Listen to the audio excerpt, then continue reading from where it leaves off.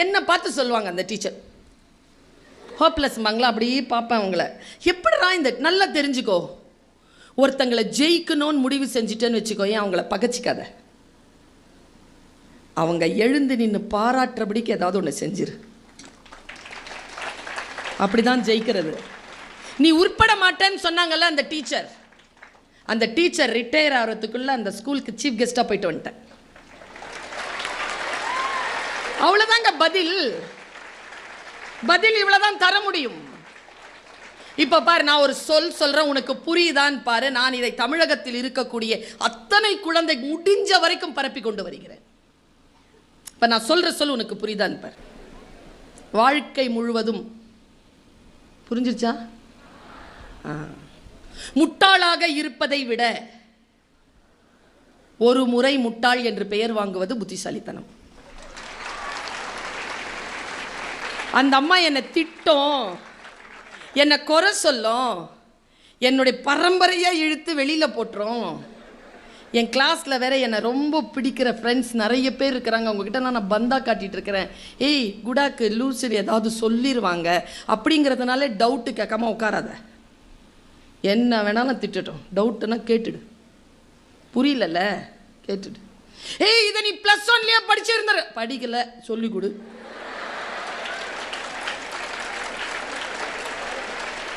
என்ன கிண்டல் பண்றியா? கிண்டல் பண்ணல, சொல்லி கொடு.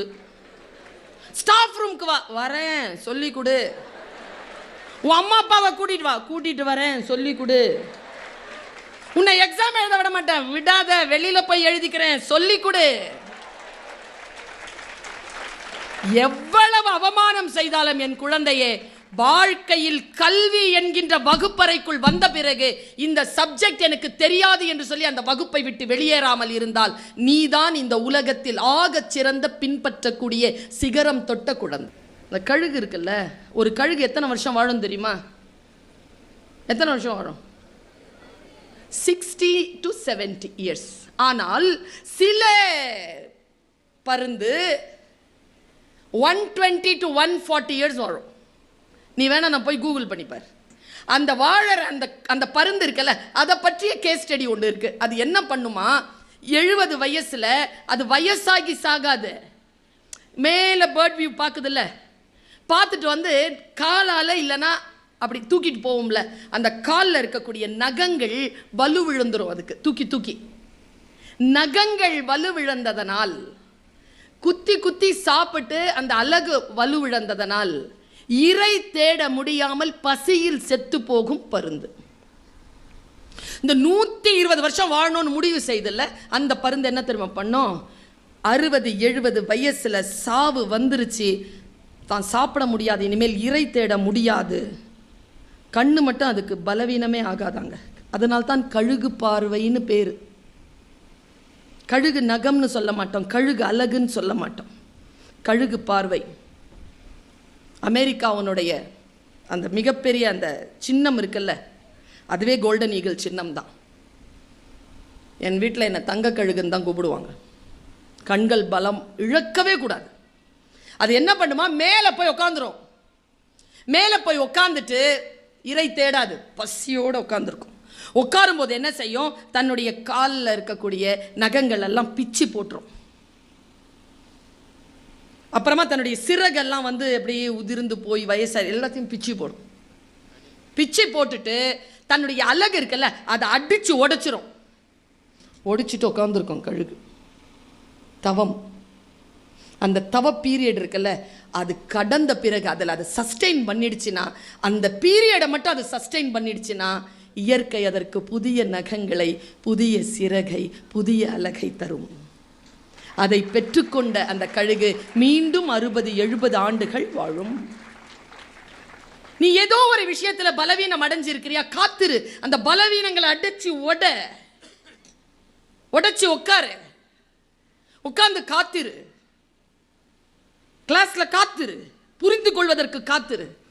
2 பேர் கிட்ட மட்டும் பேசாத, எதுவுமே கலந்தாலோசிக்காத. 2 பேர்கிட்ட மட்டும்.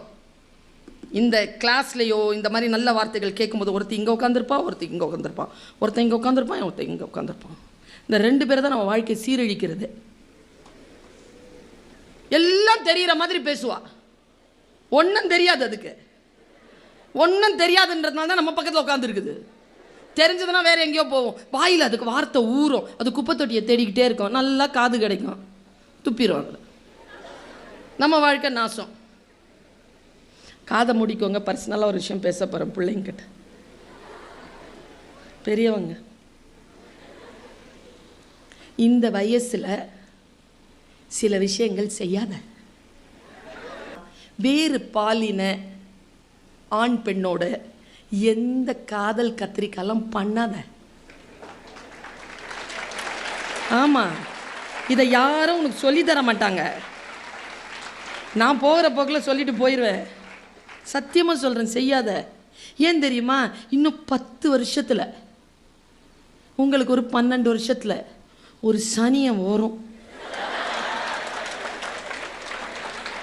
வந்தா போவாது. சரியா சொல்றேனா சார்?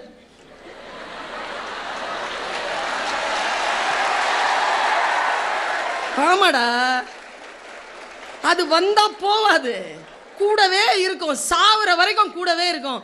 இந்த வயசுல ஏன் அந்த சனியனை தூக்கி இப்ப வச்சுக்கிற? ஒரு 10 வருஷம் படிச்சு ஆளாகி பெரிய ஆளாகி என்ன ஆகணும்னு சொல்லிட்டு முடிவு செய்து மிகச்சிறந்த துணை உன்னை வந்து நாடுகின்ற அளவிற்கு நீ உன்னை உருவாக்கி கொள்வதற்கான வாய்ப்பு தானே இந்த வயது. இந்த வயதை ஏன் வீணடிக்கிறாய்? சொல்லி தரவே மாட்டாங்க. இந்த வயசுல வீணாயிடுச்சுன்னு வச்சுக்க வாழ்க்கை, அந்த வயசுல ரொம்ப கஷ்டப்படுவேன். அந்த கஷ்டம் உனக்கு வேண்டாம் என்கின்ற பேர் ஆனந்தத்தோடு பெருங்கருணையோடு தாய்மை மனதோடு நான் சொல்லுகிறேன். கொஞ்சம் கண்ட்ரோலாரு, கடந்து போகட்டும். மகிழ்ச்சியாரு, சிரிச்சிட்டு. சிறிய தவறுகள் ஏதேனும் செய்திருந்தால் பட்டுக்கோட்டை பாட்டு தான் உனக்கு வெற்றி பெறுவதற்கான ரகசியம். இது சிந்தித்து பார்த்து செய்கையை மாத்து. சிறுசா இருக்கையில் திருத்திக்கோ. தவறு சிறுசா இருக்கையில் திருத்திக்கோ. தெரிஞ்சும் தெரியாம நடந்திருந்தா அது திரும்பவும் வராம பார்த்துக்கோ. கிரைஸ்ட் என்ன பண்ணுவார் தெரியுமா? கையில் ஒரு ஆடு வச்சிருப்பார். அவருடைய மேய்ச்சல் நிலத்தில் நிறைய ஆடு இருக்கும். நான் அந்த மடியில் இருக்கிற ஆடை ஆக விரும்பின ஒரு காலத்தில். டீச்சர் மடியில் உட்கார்றது எவ்வளோ சந்தோஷம் இல்லை? Teacher, how are you? Super, good girl, good boy அப்படின்னு சொன்னால் எவ்வளோ சந்தோஷம். என்னுடைய 5th ஸ்டாண்டர்ட் டீச்சர் கனகாம்பரம் வச்சாலும் மணக்கோங்க. தொட்டு பேசிட்டாங்க ஒரு நாள்ங்கிறதுனால 3 நாள் குளிக்கல. நான் இப்படியே அலைஞ்சிட்டு இருந்தேன். அவ்வளோ பிடிக்குங்க டீச்சர்ஸை, அவ்வளோ பிடிக்கும். நான் போய் எங்கள் ஃபாதர் கிட்ட கேட்டேன். எங்கள் பாரிஷ் ஃபாதர் அங்கே இருந்தார். நான் 8th ஸ்டாண்டர்ட் வரைக்கும் படித்தவர் ஒரு ஸ்கூல் ஃபாதர். அவர் என்னை ப்ரொஃபஸர்னு கிண்டல் பண்ணி கூப்பிடுவார். ப்ரொஃபஸர் கம் அப்படிம்பார். சின்ன குழந்தையிலேருந்து அவர்கிட்ட நான் படிக்கிறேன். Father, I want to become a that குட்டி ஆடு. என்ன ஆச்சு உனக்கு? ஜீசஸ் கிரைஸ்ட் மடியில் உட்காரணும். Tell me the secret. ஆனால் கிறிஸ்டியன் ஆகக்கூடாது. I don't want to be a Christian, but I want to be a குட்டி ஆடு of the lap on Jesus Christ. ஒரு விஷயம் சொன்னாருங்க. வேண்டாம் மகளே, நீ அவர் மடியில் உட்காருகின்ற குட்டி ஆடாக வேண்டாம். அவர் பார்வை மேய்ச்சலில் இருக்கக்கூடிய நல்ல ஆடாகவே இரு. ஏன் அந்த குட்டி ஆட வேண்டாம்? அது எவ்வளோ கொடுத்து வச்ச ஆடு. மடியில் உட்காச்சி வச்சிருக்கிறாரு, கொஞ்சிக்கிட்டு இருக்கிறாரு, இப்படி அணைச்சி வச்சிருக்கிறாரு. கடவுள் மடியில் உட்கார்வதை விட வேறு என்ன பேர் ஃபாதர்? அவர் சொன்னார், இல்லை பாப்பா, அது உன்ன மாதிரி நீ சொல்கிற மாதிரி கொடுத்து வச்ச ஆடு இல்லை, வேற சொல்கிற பேச்சு கேட்காத ஆடு. அப்படியா? ஆமாம். ஏற்கனவே கீழே விழுந்து வழி தவறி போய் கால் உடஞ்ச ஆடு.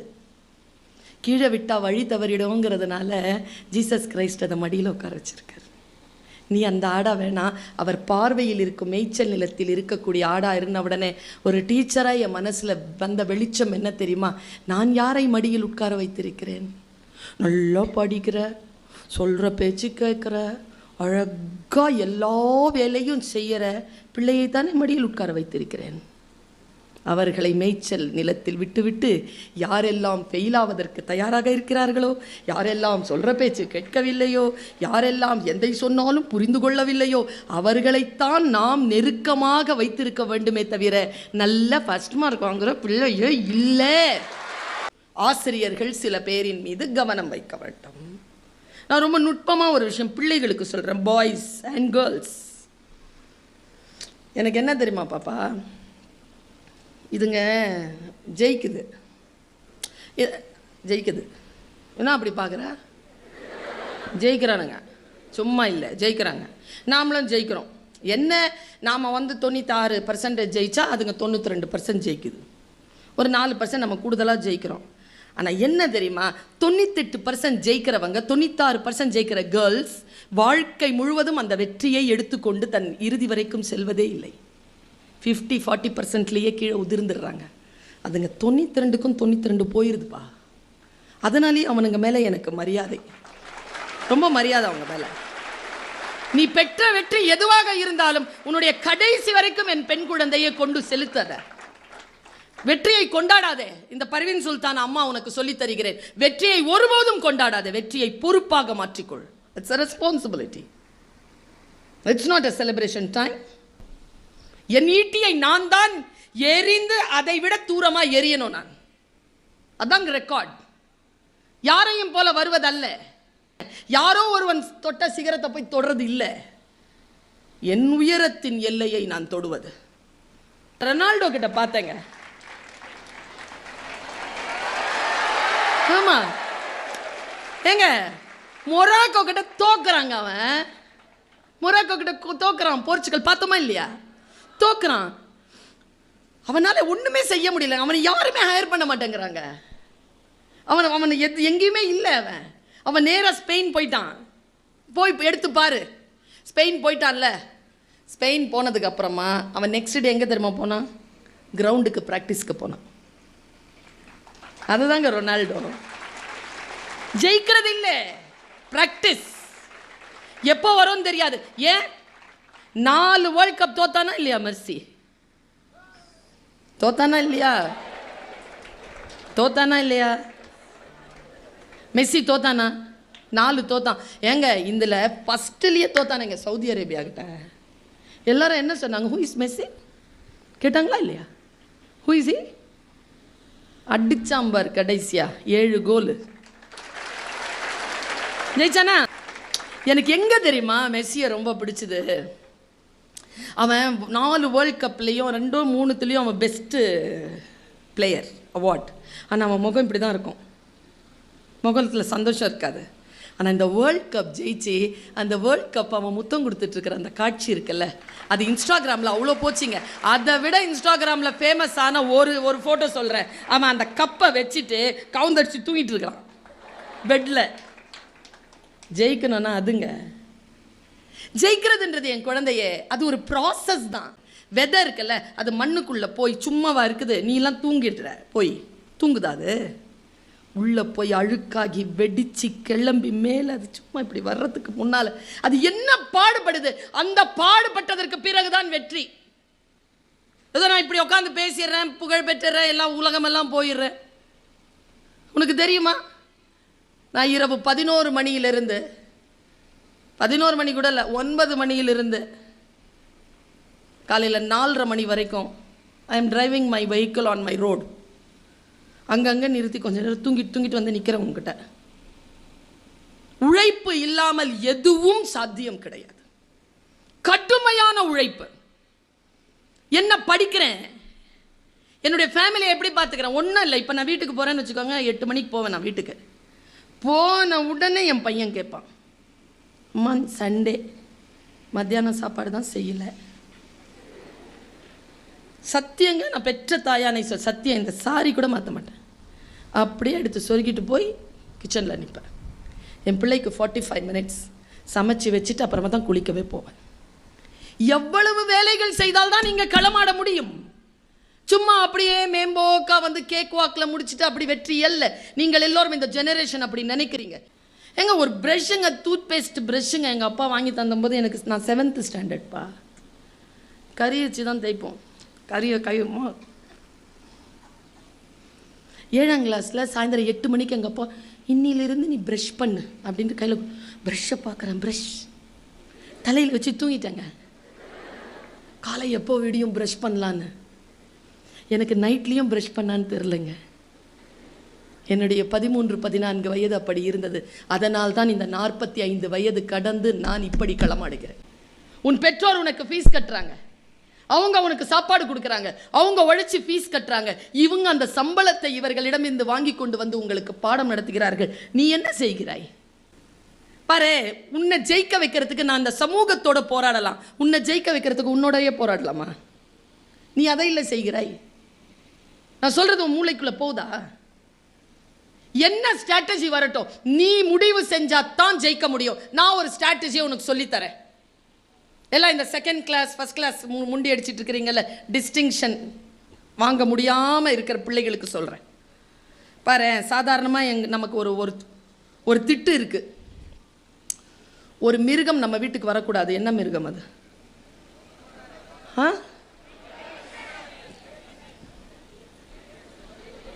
கிராக்கடைல்லாம் வராது நீ கூப்பிட்டாலும். தமிழ்ல சொல்லு. என்ன சொல்றாங்க? சொந்தக்காரன்ற விலங்கு வரக்கூடாதா வீட்டுக்கு? பெற்றோர்களே, உங்களுக்கு தான் வாழ்த்துக்கள் பிள்ளைகளை இப்படி வளர்த்ததற்கு. நான் சொல்கிறேன், சொந்தக்காரனை பற்றி பேசிட்டு நீ வீட்டுக்கு ஒரு பையனா இரேன், உன்னை கல்யாணம் பண்ணிட்டு போகிற வீட்டில் வந்து அந்த பொண்ணும் ஒரு பொண்ணாக இருக்கட்டுமே, உங்கள் 2 பேருக்கும் பிறக்கிற பிள்ளைக்கு அத்தை கிடையாது, மாமா கிடையாது, மச்சான் கிடையாது, பெரியப்பா கிடையாது, பெரியம்மா கிடையாது, யாரும் கிடையாது. சொந்தக்காரங்க வந்தால் பிரச்சனையா? சொந்தக்காரங்களை போற்றுவதற்கு கற்றுக்கொள்ளுங்கள். வந்து அப்படி இப்படி தான் இருப்பாங்க, அதான ருசி அப்படிம்பாங்க. பெரியம்மா படிச்சிட்டியா? படிச்சிட்டேன் பெரியம்மா. சொல்லு. வீட்டுக்கே வரக்கூடாதுன்ற அது வீட்டுக்குள்ளே நுழைஞ்சா வீடு உருப்படாதுன்னு ஒன்று இருக்குது.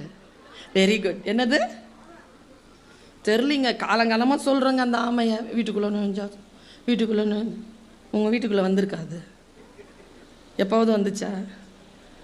அது வந்தால் வீடு உருப்படாது. அப்புறமா ஆமினா பூந்த வீடும் ஆமை பூந்த வீடு. எனக்கு நான் பல நாளாக யோசிக்கிறேன்டா, என்னடா நம்ம வீட்டு பிள்ளை பேராக இருக்குது, இது எந்த வீட்டை போய் கெடுத்துச்சு, எதுக்கு இந்த பேரை வச்சுருக்கிறாங்கன்னு சொல்லிட்டு தேடினா அந்த ஆமினாங்கிறது அந்த நீதிமன்றத்தில் வரக்கூடிய அந்த ஜப்தி பண்ணுறவங்களுக்கு பேர் வச்சுருக்காங்க பாருங்க, ஆமினான்னு. எனக்கு தெரியாது அது. சரியா சார்? இந்த ஆமை இருக்குதுல்ல, அது வீட்டுக்குள்ளே நுழையக்கூடாது. ஆமை இன்னும் ஆமை நுழைஞ்ச மாதிரி வீடு நாசம் அப்படிம்பாங்க. எனக்கு பல நாட்களாக எனக்கு ரொம்ப வருத்தங்க. சில பேர் பாம்பை பற்றி பேசுவாங்க தெரியுமா? பாம்பு வந்து கிறிஸ்துவர்களுக்கு சாத்தான், இந்துக்களுக்கு சாமி. இந்த பாம்புக்கு தெரியுமா அது இவன் சாத்தான் சொல்கிறான், இவன் சாமி சொல்கிறான்னு? பாருங்க, ஆமை பூந்த வீடு உருப்படாதுன்ன உடனே நான் ஹாங்காங் போயிருந்த போது மக்காவ் போனேன். மக்காவ் அப்படிங்கிற அது ரொம்ப ஃபேமஸ், கேம்பிளிங்க்கு ரொம்ப ஃபேமஸான ஒரு இடம். அது அங்கே பக்கத்தில் இருந்தது, அது ஒரு பெனின்சுலா. அங்கேருந்து தாண்டி அப்படி போனால் மக்காவ் போனேன். அந்த சின்ன சின்ன வீடுகள் ரொம்ப அழகாக இருக்குது, உள்ள கிராமம் மாதிரி இருக்குது. அதில் வாசலில் 2 ஆமையை வச்சுருக்காங்க. நம்ம வீட்டுக்குள்ளே ஆமை வரக்கூடாதுன்றோம்ல, சீனாக்காரன் ஆமையை வாங்குறான். ஒரே சித்தாந்தம் தான், அவன் வீட்டிற்குள் அழைக்கிறான், நம்ம வீட்டிற்கு வரக்கூடாதுங்கிறோம். இந்த ஆமை என்னங்க பண்ணுது? நான் சொல்கிறேன்னு எழுதி வச்சுக்க. ஆமை தான் இந்த பூலோகத்தில் இருக்கக்கூடிய அனைத்து ஜீவராசிகளிலும் அதிக வாழ்நாட்கள் வாழும் ஜீவராசி. Minimum 600 இயர்ஸுங்க, 320 to 600 இயர்ஸுங்க. நம்மளாம் 80 வயசில் போயிடுறோம். அது 5 தலைமுறையை பார்க்குது, 5 தலைமுறையை பார்க்குது. இன்னும் சூப்பரான விஷயம் என்ன தெரியுமா? கடல் வாழ் மிருகங்களில் அதிக கிலோமீட்டர் பயணம் செய்வது அதுதானா. எப்படிப்பா ஸ்லோவாக போகிறது? எப்படிப்பா? 10 வருஷம் எடுத்துக்கோங்க, அதனுடைய ஸ்பேன் 10 வருஷத்தில் 10 வருஷத்தை திமிங்கலத்தை எடுத்துக்கோ, இல்லை 10 வருஷத்தில் சொராவை எடுத்துக்கோ, ஏதோ ஒரு ஃபாஸ்டஸ்ட் ஸ்பீசிஸை எடுத்துக்கோ. 2த்துக்குமான டைம் ஸ்பேன் போட்டு 2மே எத்தனை கிலோமீட்டர் பயணம் பண்ணியிருக்காங்கன்னா, ஆமை தான் அதிக கிலோமீட்டர் பயணம் பண்ணியிருக்கு. அது எப்படி அப்படின்னா, அது பயணம் பண்ணுறது நீந்துறது இல்லை, ஸ்ட்ராட்டஜி, வின்னிங் ஸ்ட்ராட்டஜி. தமிழர்கள் கடலாடிகள், கடலாடுகின்றவர்கள் ஆமையின் போக்கை வைத்துத்தான் சுக்கானை திருப்பினார்கள்னு தமிழ் ஆய்வு நூல்கள் சொல்லுது.